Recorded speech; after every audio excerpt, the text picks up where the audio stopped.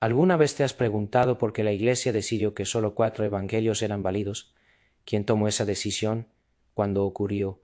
Y sobre todo, ¿por qué? Durante casi 2000 años nos han repetido que Mateo, Marcos, Lucas y Juan contienen la única verdad, que todo lo demás es invención, herejía, falsificación, pero existen documentos tan antiguos como esos 4 textos que fueron ocultados durante siglos, enterrados en el desierto, prohibidos bajo pena de muerte.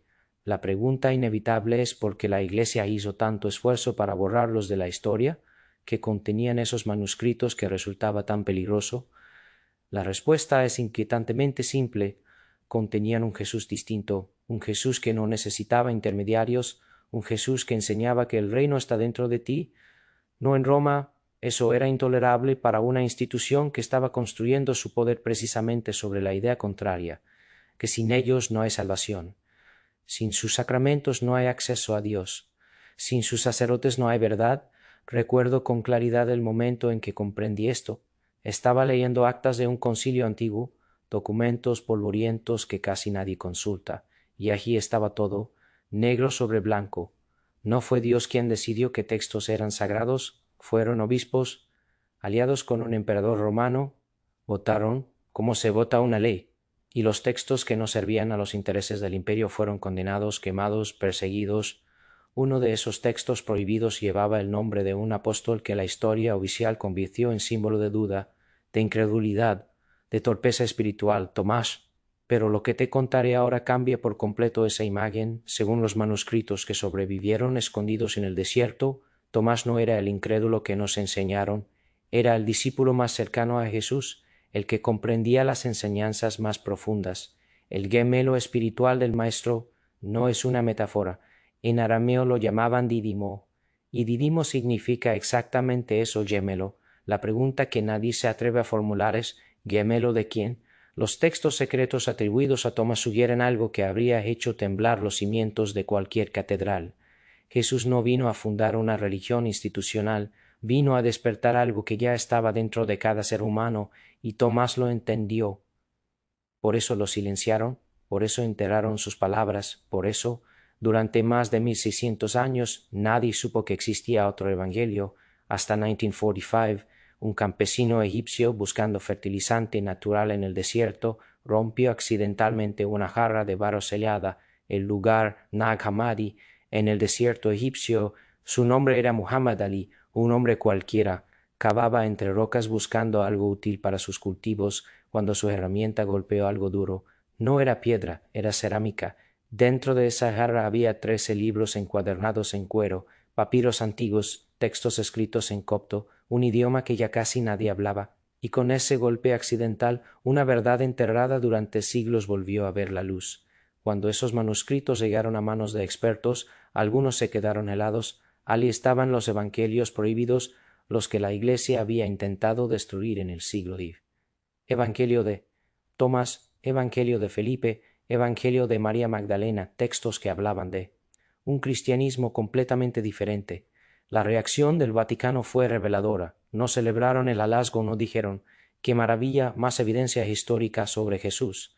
Dijeron «Cuidado, estos textos son gnósticos, no tienen valor». Pero si no tenían valor, ¿por qué se esforzaron tanto en quemarlos hasta 1600 años? ¿Porque prohibieron su lectura bajo pena de excomunión? Porque aún hoy, en pleno siglo XI, la mayoría de los católicos no sabe que existen. La respuesta es siempre la misma, porque esos textos cuentan otra historia. Una historia donde la institución religiosa no es necesaria como intermediaria, donde los rituales no son obligatorios, donde cada persona puede encontrar a Dios directamente. En el Evangelio de Tomás, Jesús dice algo que ningún sacerdote citaría desde el púlpito: «Si vuestros guías os dicen, mirad, el reino está en el cielo, entonces las aves del cielo os precederán. Si os dicen, está en el mar, los peces llegarán antes que vosotros. El reino está dentro de vosotros y fuera de vosotros. Cuando lo descubráis sabréis quién sois en realidad». No habla de templos, no habla de diezmos, no habla de jerarquías de despertar, de ver, de reconocer algo que siempre estuvo ahí. Esa enseñanza amenazaba el modelo completo sobre el que se construyó la Iglesia institucional. Por eso Tomás tuvo que desaparecer, por eso su evangelio fue enterrado. Por eso durante siglos nadie supo que existía otra versión. Pero ahora lo sabemos y eso cambia todo. Piensa en la imagen que tienes de Tomás, seguramente la misma que te enseñaron desde niño, el discípulo que dudó, él, que necesito meter el dedo en la herida para creer. Esa imagen es conveniente, muy conveniente, porque si Tomás es él, incrédulo, entonces todo lo que él dijo puede ser descartado como dudoso, todo lo que escribió puede ser ignorado, todo. Lo que preservo puede ser quemado, pero los manuscritos de Nag Hammadi cuentan otra historia. En el evangelio que lleva, su nombre Tomás no aparece como un torpe, aparece como el discípulo más avanzado. En un pasaje Jesús pregunta a sus discípulos, compáreme con alguien, dígame a quién me parezco. Pedro responde, eres como un ángel justo.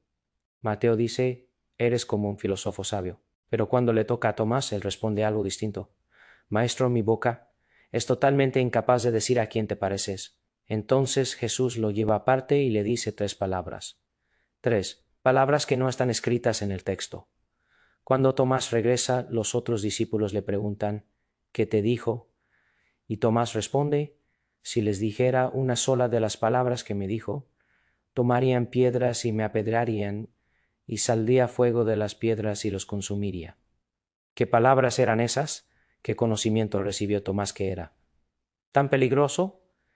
Las tradiciones antiguas sugieren que Jesús le reveló algo profundo que cada ser humano lleva, dentro una chispa de lo divino, que no hay separación real entre lo humano y Dios, que el Cristo no es sólo una persona externa a adorar, sino una conciencia interior que puede despertar en cada uno. Eso explicaría por qué Tomás tuvo que ser silenciado, porque su evangelio fue prohibido, porque la Iglesia institucional lo convirtió en símbolo de incredulidad, porque si la gente descubría lo que Tomás sabía, muchas estructuras de poder se derrumbarían. No necesitarías confesarte con un sacerdote si puedes hablar directamente con Dios. No necesitarías pagar por misa si el reino ya está dentro de ti. No necesitarías obedecer ciegamente a obispos si tu propia conciencia es templo. Por eso lo borraron, por eso lo difamaron, por eso su nombre quedó asociado con la duda en lugar de con la sabiduría. Pero los manuscritos sobrevivieron enterrados en el desierto, esperando el momento exacto para volver a la luz, y ahora están aquí, disponibles para quien quiera leerlos, para quien se atreva a cuestionar la versión oficial. Cuando por fin pude leer el Evangelio de Tomás completo, algo cambió en mí. No fue un cambio dramático, no hubo visiones. Fue algo más silencioso. Fue la sensación de que algo que siempre supe en lo profundo finalmente tenía palabras. El texto empieza así. Estas son las palabras secretas que pronunció Jesús el viviente y que anotó Didimo Judas Tomás. ¿Quién encuentre el sentido de estas palabras no conocerá la muerte? No dice quien crea ciegamente, no dice quien obedezca. A la Iglesia dice quien encuentre el sentido, quien comprenda, quien despierte. Esa diferencia es abismal. Más adelante, en el dicho 3, Jesús dice algo que me dejó sin palabras.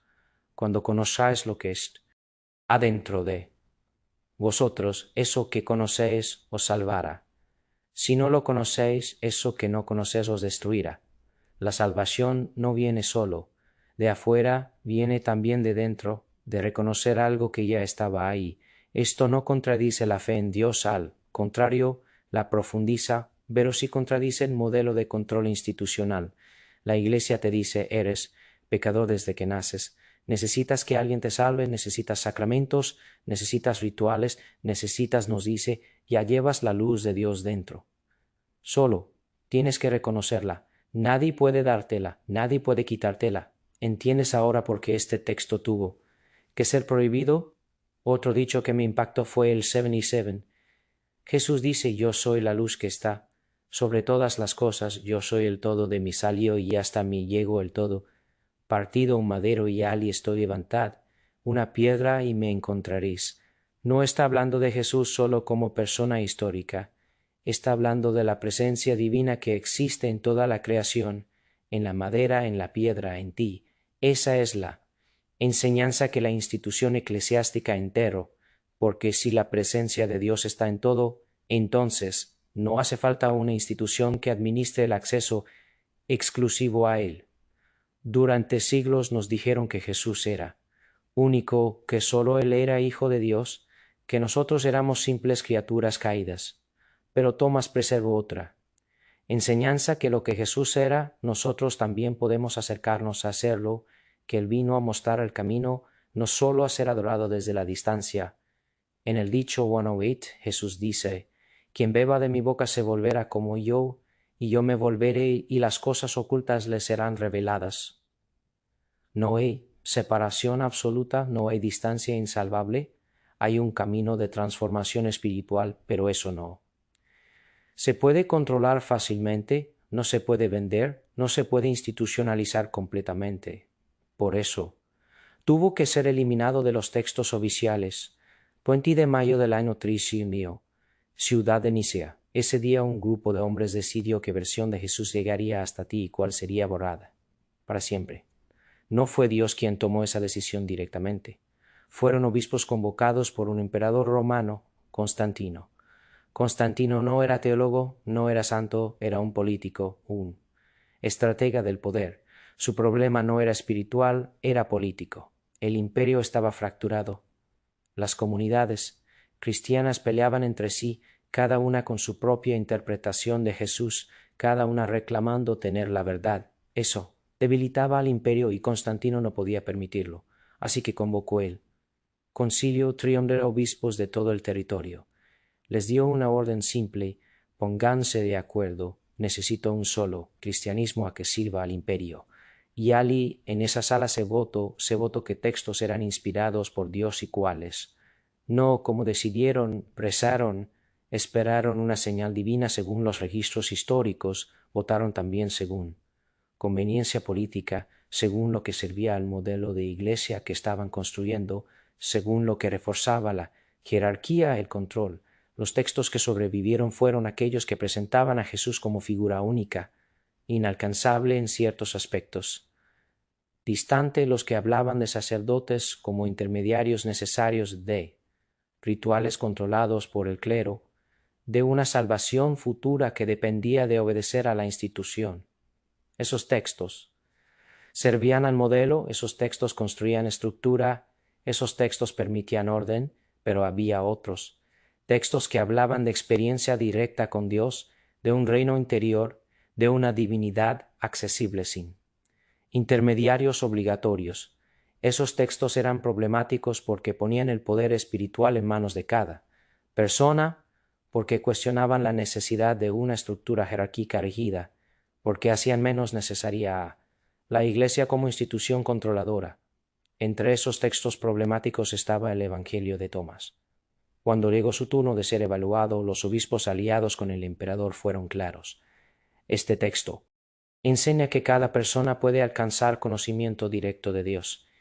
¿Eso podría debilitar nuestra autoridad? ¿Eso podría vaciar nuestros templos? ¿Eso podría cuestionar nuestra estructura? La votación fue contundente de los 300 obispos. Solo 47 votaron a favor de incluir a Tomás. El resto votó en contra, no necesariamente porque fuera falso, sino porque era inconveniente para el modelo que estaban construyendo, y así se selló el destino de Tomás y de todos los textos que enseñaban lo mismo. Pero Constantino no se conformó con excluirlos del canon. Emitió un edicto imperial. Todos los textos declarados heréticos debían ser confiscados, quemados, destruidos. Poseer un ejemplar del Evangelio de Tomás se convirtió en delito contra el Estado, no solo contra la Iglesia, contra el imperio. La pena era destierro, cárcel o muerte. ¿Te das cuenta de lo que eso significa? Que hubo personas que murieron por leer ciertas palabras atribuidas a Jesús, palabras que la Iglesia institucional había decidido prohibir.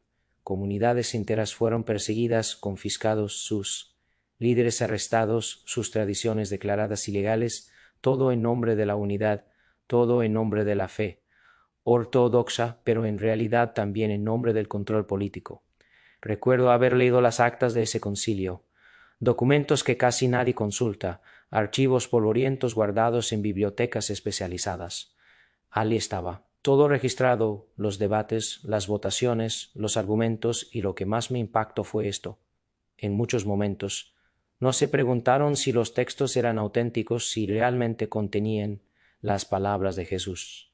Se preguntaron si eran útiles, si servían al modelo de iglesia que querían construir, si reforzaban o debilitaban su autoridad. Esa fue una pregunta clave y los que no servían fueron condenados. Durante 1600 años esa decisión funcionó. Pero si lees a Tomás, si lees de verdad, descubres que no se trata de negar a Dios. Al contrario, se trata de acercarte más a Dios. Sin necesidad de tantos intermediarios, descubres que el reino no está solo en Roma, que no está solo en el cielo futuro, que también está dentro de ti y que siempre estuvo allí. Hay un nombre que aparece constantemente en los textos prohibidos, un nombre que la Iglesia institucional decidió transformar de la forma más cruel. María Magdalena. Durante siglos nos contaron que era una mujer de mala reputación, una pecadora, una mujer que necesitaba ser rescatada. Esa imagen está grabada en la mente de millones. La mujer arrepentida, la que llora a los pies del Maestro, la que necesitaba salvación externa. Pero esa imagen fue construida deliberadamente, una construcción para ocultar quién era realmente María, porque según los textos de Nag Hammadi, María Magdalena no era una seguidora cualquiera.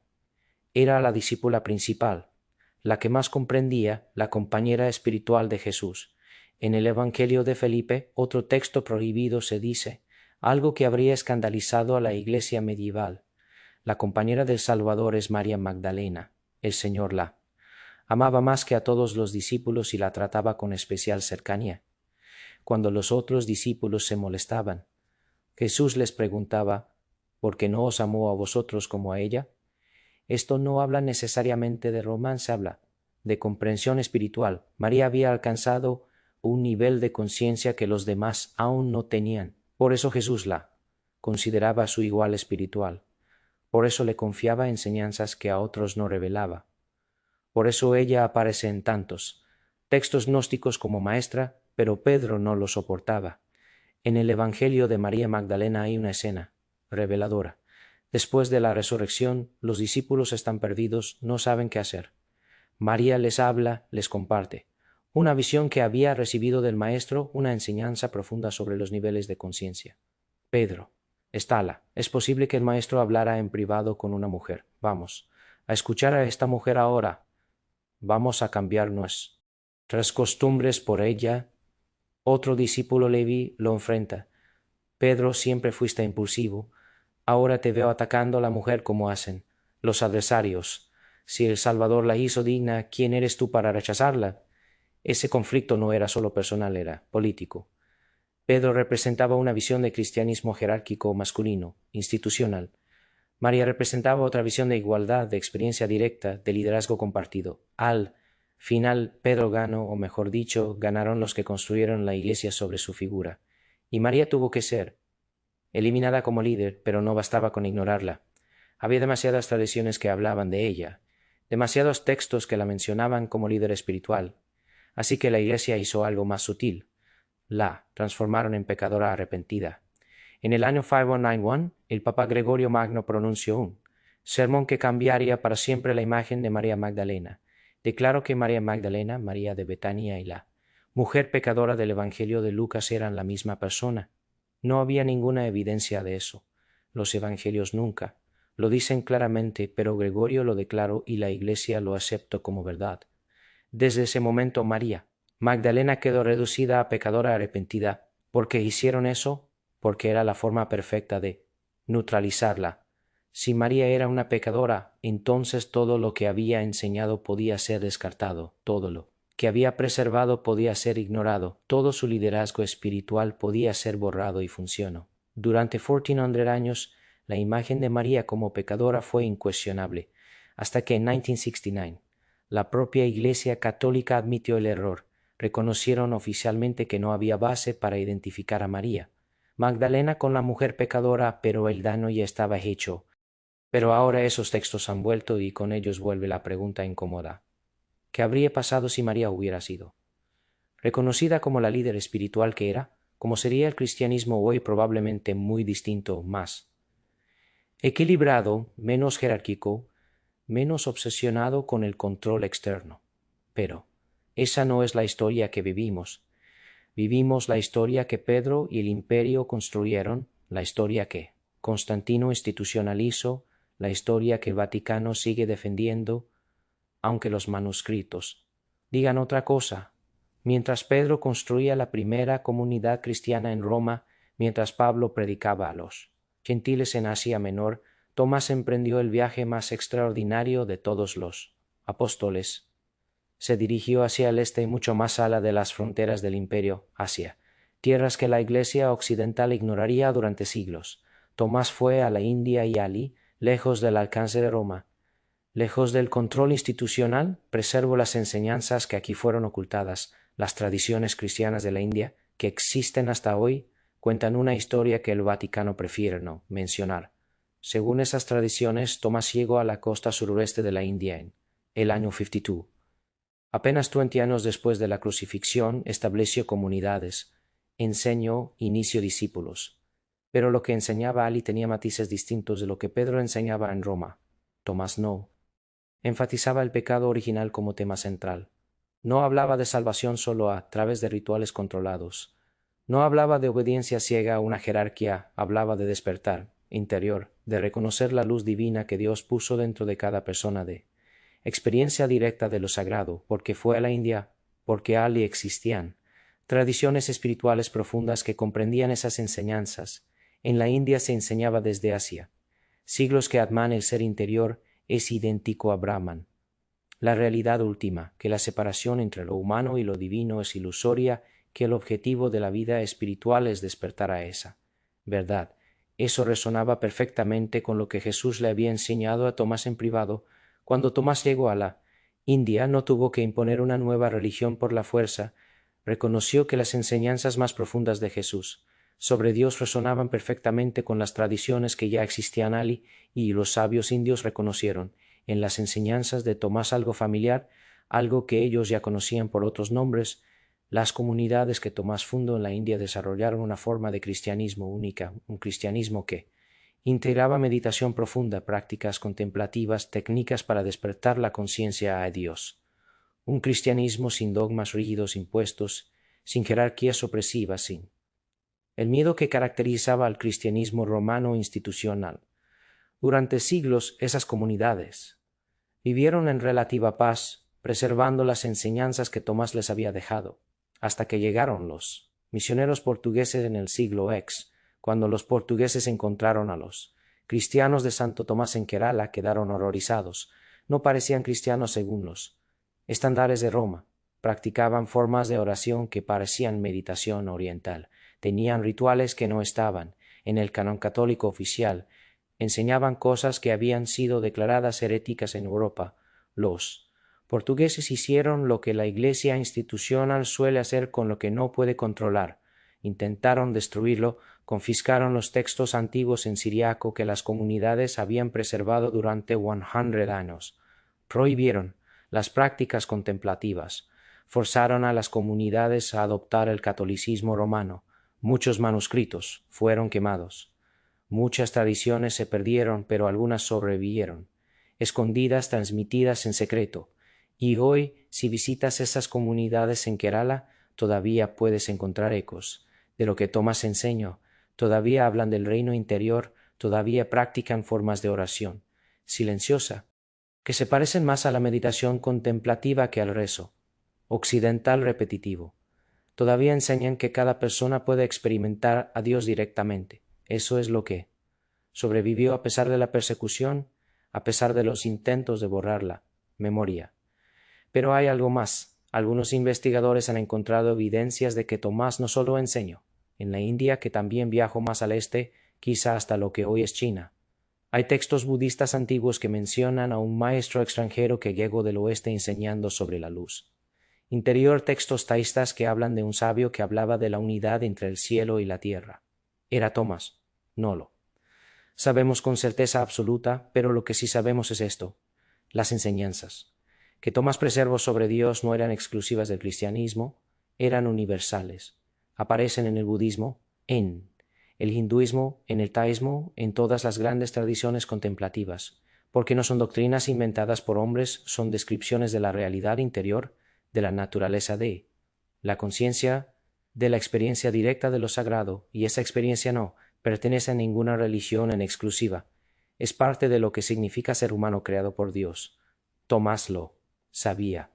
¿Por eso pudo dialogar con los sabios de la India? No. Por eso sus enseñanzas sobre Jesús resonaban, contradicciones que nunca habían oído hablar del Cristo, pero la Iglesia romana no podía aceptar eso. Para ellos, el cristianismo era la única verdad válida. Todas las demás tradiciones eran falsas, demoníacas. La idea de que las enseñanzas de Jesús sobre Dios pudieran encontrarse en otras culturas era intolerable, así que Tomás tuvo que ser silenciado en Occidente. Su viaje a la India tuvo que ser ignorado en los registros oficiales. Sus comunidades tuvieron que ser destruidas o convertidas al modelo romano. Pero la verdad tiene una forma de sobrevivir en los manuscritos que escaparon de las llamas, en las tradiciones que se transmitieron en secreto en las comunidades que resistieron. Y ahora, en pleno siglo XI, esa verdad vuelve a emerger no como una doctrina nueva que niega a Dios, sino como un recuerdo antiguo, el recuerdo de que el reino de Dios está dentro, de que no siempre necesitas intermediarios obligatorios, de que la luz de Dios que buscas ya está en ti. El Evangelio de Tomás que tenemos hoy, solo uno de los textos que llevaban su nombre. Referencias antiguas mencionan al menos otros 3 evangelios atribuidos a Tomás. El Evangelio de la infancia de Tomás, el Evangelio de los misterios de Tomás, el libro secreto de Tomás, el contendiente. De algunos tenemos fragmentos, de otros solo menciones en textos que los condenaban, que contenían, según las referencias que sobrevivieron. El Evangelio de los misterios contenía instrucciones específicas, técnicas de meditación contemplativa, prácticas para despertar la conciencia a Dios, rituales de iniciación espiritual. Era un manual práctico, no un texto solo para leer, un texto para practicar. Y eso lo hacía aún más problemático, porque una cosa es leer sobre el reino interior, otra muy distinta es tener las herramientas para experimentarlo directamente. Ese evangelio fue de los primeros en ser destruidos. El obispo Ireneo de León en el año 180 lo menciona específicamente en su lista de herejías. Dice que contiene enseñanzas secretas que llevan a la gente por caminos peligrosos. ¿Qué caminos? Los caminos de la autonomía espiritual, los caminos de la experiencia directa con Dios, los caminos que no necesitan control institucional. Esos eran los caminos peligrosos según Ireneo, y ordenó que todos los ejemplares fueran confiscados y quemados. Del Evangelio de la infancia sobrevivieron algunos fragmentos. En ellos Jesús como niño realiza actos que no son milagros en el sentido tradicional únicamente, son también demostraciones de conciencia expandida. Moldea pájaros de barro y los hace volar, no solo porque sea Dios encarnado, sino porque comprende la naturaleza de la realidad de una forma que otros no comprenden. El texto sugiere que esa capacidad no era exclusiva de Jesús como Hijo de Dios, que cualquier persona que despertara su conciencia espiritual podría acercarse a eso. Esa idea era inaceptable para la estructura. Si Jesús era solo un ser humano extraordinariamente despierto espiritualmente, entonces cualquiera podría intentar seguir su camino de cercanía con Dios. Pero si Jesús era Dios hecho hombre, único e irrepetible en todos los sentidos, entonces nadie puede aspirar a ser como Él, solo puede adorarlo desde la distancia. Esa segunda versión es la que la Iglesia institucional necesitaba, y por eso el Evangelio de la infancia tuvo que desaparecer del canon. Pero lo más perturbador es pensar en los textos de los que ni siquiera tenemos referencias, los que fueron destruidos tan completamente que ni siquiera sabemos que existieron. Cuántos evangelios más, cuántas cartas, cuántas enseñanzas sobre Dios, todo borrado, quemado, perdido para siempre. Recuerdo una conversación con un especialista en manuscritos antiguos. Me dijo algo que no he olvidado por cada texto que sobrevivió. Enterrado en el desierto, probablemente hubo ten que fueron destruidos sin dejar rastro. Piensa en eso. Lo que tenemos hoy es solo el ten de lo que existió. El 90 fue eliminado deliberadamente, y ese ten que sobrevivió lo hizo solo porque alguien tuvo el coraje de enterrarlo, de esconderlo, de arriesgar su vida para preservarlo. En Nag Hammadi los arqueólogos encontraron evidencias de que los manuscritos fueron enterrados apresuradamente, probablemente cuando llegó la noticia de que los soldados imperiales venían a confiscar los textos heréticos. Alguien cuyo nombre nunca sabremos tomó los libros más sagrados de su comunidad, los selló en una jarra de barro, los escondió en el desierto y probablemente murió sin saber si algún día serían encontrados.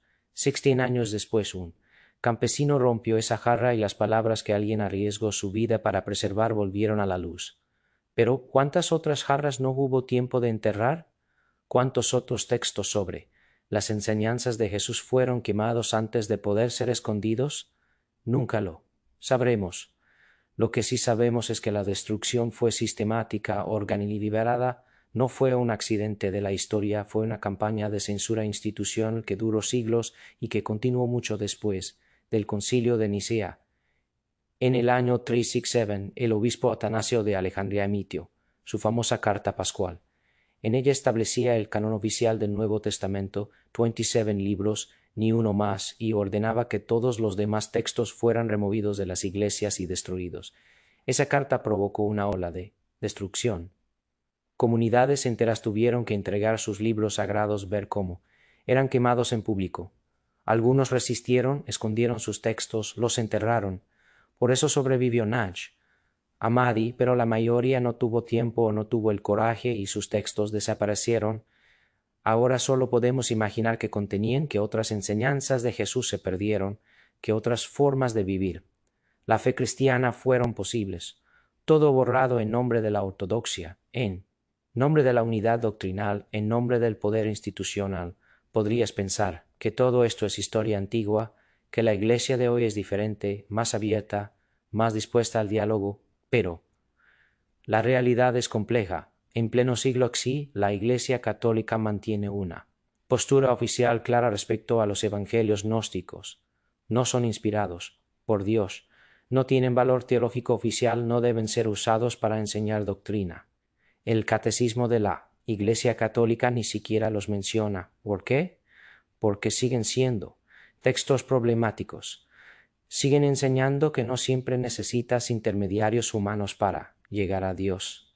Siguen hablando de experiencia directa, siguen poniendo énfasis en la transformación interior y eso sigue siendo incómodo para los sistemas que prefieren el control externo. Cuando los manuscritos de Nag Hammadi fueron descubiertos en 1945, la Iglesia institucional podría haber celebrado, podría haber dicho, ¿qué?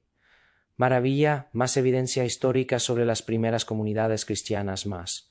Textos que nos ayudan a entender cómo era el cristianismo primitivo, pero no lo hizo así. Su respuesta fue de cautela, de advertencia, de desconfianza institucional. Publicaron documentos advirtiendo a los fieles sobre los peligros del gnosticismo, recordando que esas enseñanzas habían sido condenadas como heréticas, sugiriendo que leerlas podía confundir la fe ortodoxa.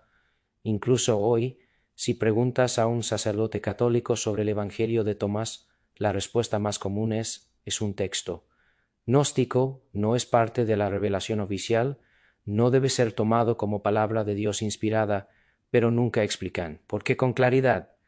Nunca explican con qué criterios objetivos se decidió que Mateo sí es palabra de Dios y Tomás no. Nunca mencionan que ambos textos son aproximadamente igual de antiguos, que ambos afirman contener palabras de Jesús, que ambos fueron usados por comunidades cristianas primitivas. La principal diferencia histórica es que uno servía mejor al modelo institucional y el otro cuestionaba ciertas estructuras de poder. Esa es la verdad incómoda y por eso incluso hoy prefieren que no leas a Tomás sin guía oficial, prefieren que no sepas que existió otra versión del cristianismo, prefieren que sigas dependiendo completamente de ellos para tu salvación, porque el día que descubras que Dios también habita dentro de ti es el día que empiezas a necesitarlos menos. Hemos recorrido un largo camino juntos desde un desierto egipcio donde un campesino rompió una jarra hasta las salas del concilio de Nicea, donde se decidió que podías creer oficialmente, pasando por las comunidades de la India, donde Tomás preservó lo que aquí fue ocultado y por los archivos secretos donde todavía se esconden textos que probablemente nunca veremos. Ahora la pregunta es, ¿qué vas a hacer con esta información? Porque una cosa es leer sobre enseñanzas ocultas, otra muy distinta es permitir que transformen tu forma de ver la fe. durante casi 2000 años. Significa profundizarla, significa explorar dimensiones de la fe que fueron ocultadas, significa recuperar enseñanzas de Jesús que fueron enterradas. Recuerdo algo que me dijo hace años un anciano que había dedicado su vida a estudiar textos antiguos. Dijo, todas las religiones del mundo son como mapas espirituales. Algunos mapas son más precisos que otros, algunos tienen errores deliberados para confundir o controlar, pero todos tienen algo en común. Ningún mapa puede caminar por ti. Puedes memorizar el mapa perfecto.